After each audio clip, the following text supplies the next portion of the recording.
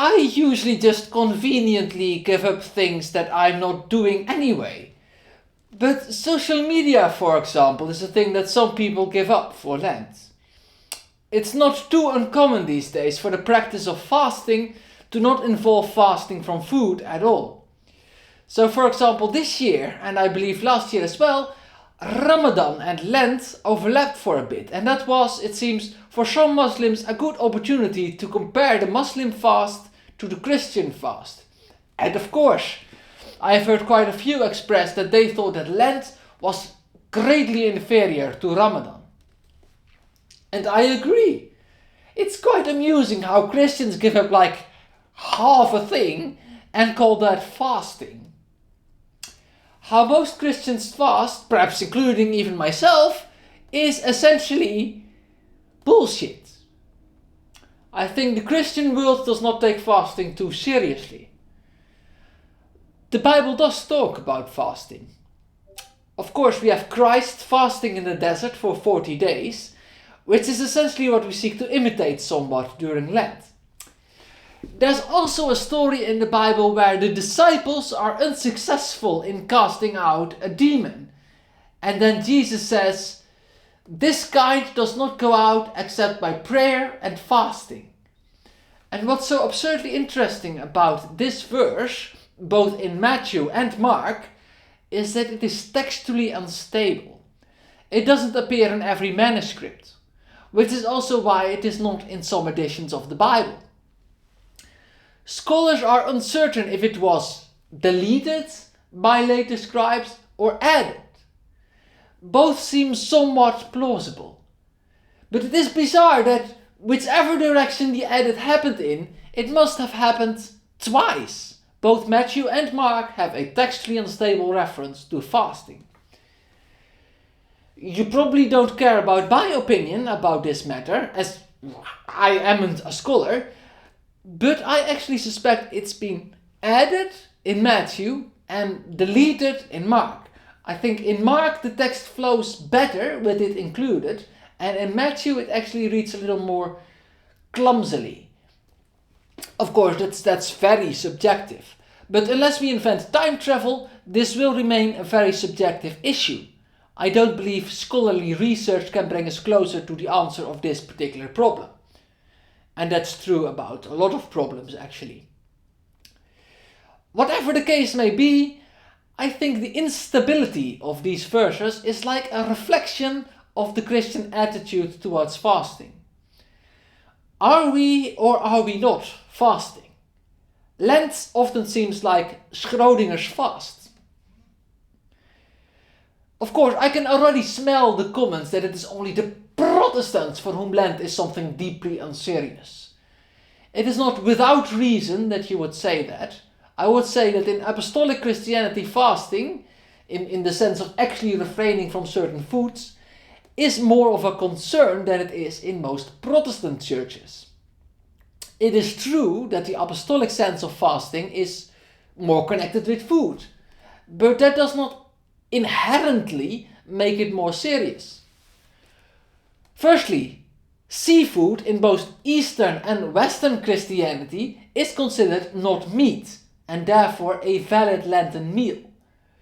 So what it means is that Lent means that you are switching to a seafood diet. Now, I hate fish. I am a typical fish hater. But you have to give the Muslim his due when he says that Lent is nothing compared to Ramadan. Switching to a seafood diet is nothing compared to actually genuinely fasting from sunrise to sunset, okay?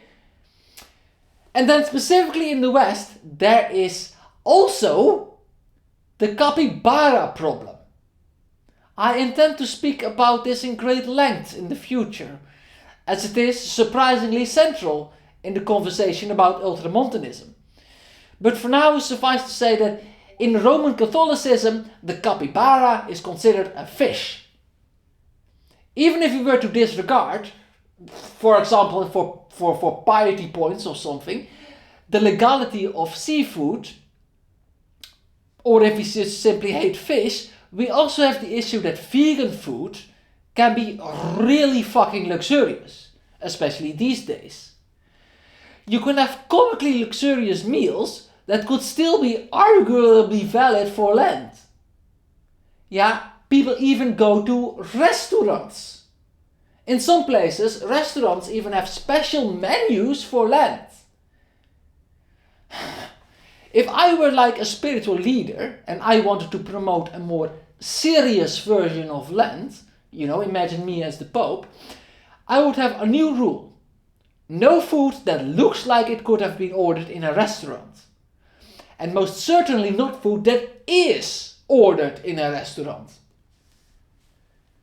You do need to eat food, by the way.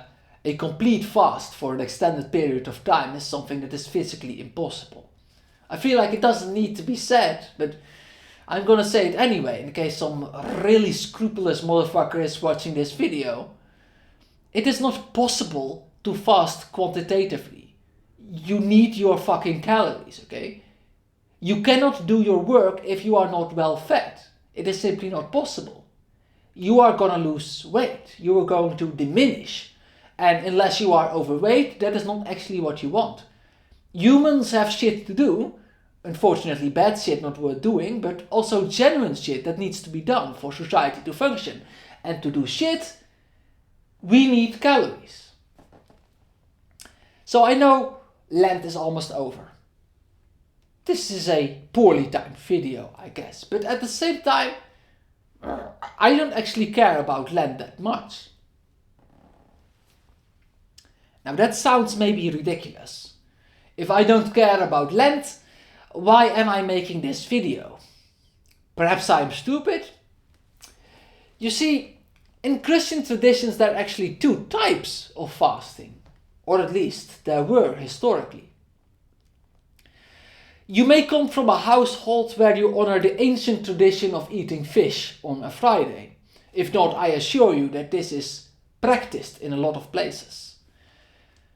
Now this is technically considered fasting, because fish, again, is considered not meat, even though it obviously is. Long ago, Friday was considered a day of fasting. Officially, of course, it still is. But we all know that it actually isn't. Wednesdays and Saturday evening, those were also times that people would fast. Though they have gone largely out of favor, especially the Wednesday fast, I think these fasts are more spiritually beneficial than the Lenten fast. You see, that Lent has turned into this Schrödinger's fast is, in my opinion, a result of it being really fucking difficult to fast for 40 days. Let's say you do a weekly fast. Just once a week. It doesn't even need to be a traditional day, just any convenient day. If you fast once a week, then you are fasting for roughly 52 days a year. And it is much easier than practicing the Lenten fast.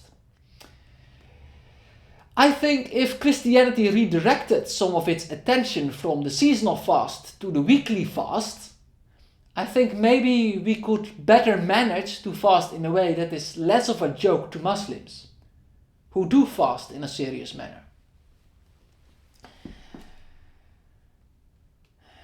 I know that there are exceptional Muslims who basically sleep all day during Ramadan, followed by a gluttonous rampage during the night, but like the average Muslim fasts more seriously than the average Christian.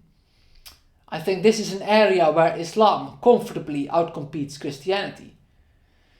Just my 2 cents on the subject. Another related thing I want to say about food is that the prophet Daniel famously refused to eat the royal food of the Babylonian king.